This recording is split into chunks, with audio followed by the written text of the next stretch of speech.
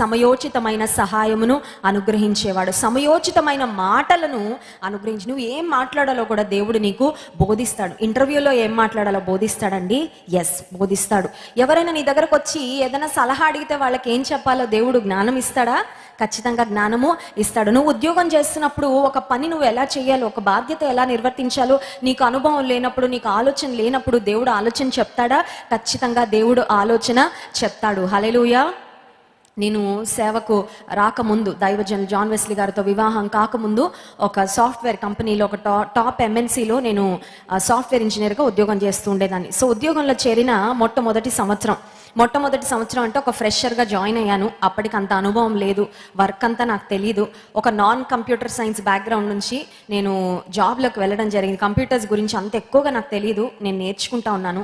ఆ సమయంలో నా పైనున్న అధికారి, నా పైనున్న లీడ్ ఎవరైతే ఉన్నారో ఆయనకి చెప్పేదాన్ని, మా దేవుడు గొప్పవాడు, మా దేవుడు ప్రార్థన ఆలకిస్తాడు, మా యేసయ్య ఇలాగా అలాగని చాలా చెప్పేదాన్ని.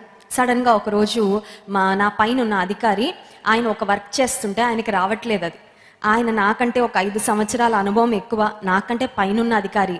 ఆ రోజు అన్నారు, ఒకసారి ఇటు రండి, వర్క్ రావట్లేదు, ఒకసారి చూడండి అన్నారు. ఆ సమయంలో నా మనసులో వెళ్తున్న ఆలోచనలు ఏంటంటే, నాకే ఏమీ రాదు, ఆయనకు 5 సంవత్సరాల అనుభవం ఉండే ఆయనకు రాంది నాకెలా వస్తుంది? నేను ఇప్పుడిప్పుడే నేర్చుకుంటున్నాను, నేను ఇప్పుడే చదువు ముగించుకొని ఉద్యోగానికి వచ్చాను.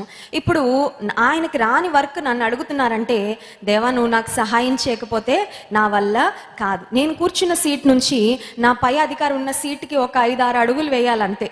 ఈ 5-6 అడుగులు వేసే లోపల చిన్న ప్రార్థన చేసుకున్నాను మనసులో, ప్రభు నాకు ఏం చేయాలో ఏమీ తెలీదు, కానీ సమయోచితమైన ఆలోచన నీవు అనుగ్రహించి. ఆ 2 క్షణాలే ఉందండి, ప్రార్థన చేసుకోవడానికి కూడా ఎక్కువ టైం లేదు.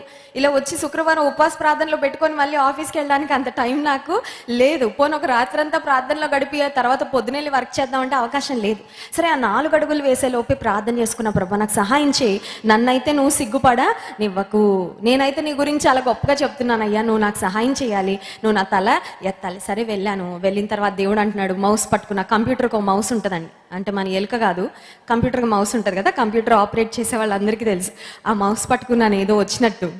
పట్టుకోగానే దేవుడు అంటున్నాడు, అది నొక్కు, ఇది నొక్కు, అక్కడికి వెళ్ళు, ఇక్కడికి వెళ్ళు, ఇది చేయి, అది చేయి అని ఎవరో నా పక్క నుండి నాకు చెప్తే ఎలా ఉంటుందో దేవుడు అలా చెప్తున్నారండి. అది చేశాను, ఇది చేశాను, ఇది చేశాను. సరే రన్ చేయగానే ఎగ్జాక్ట్గా అది రన్ అయిపోయిందండి. హల్లెలూయా. ఏ పని జరగాలో ఆ పని జరిగిపోయిన తర్వాత ఇంకా అప్పటి నుంచి నా పై అధికారికి ఒక ఇంప్రెషన్ పడిపోయింది, ఏంటంటే ఈవిడకి అన్నీ తెలుసని. కానీ మ్యాటర్ ఏంటంటే నాకు అన్నీ తెలీదు, కానీ సమయోచితమైన సహాయం ఎవరిస్తున్నారంటే నా పరలోకపు తండ్రి ఇస్తున్నాడు. హల్లెలూయా.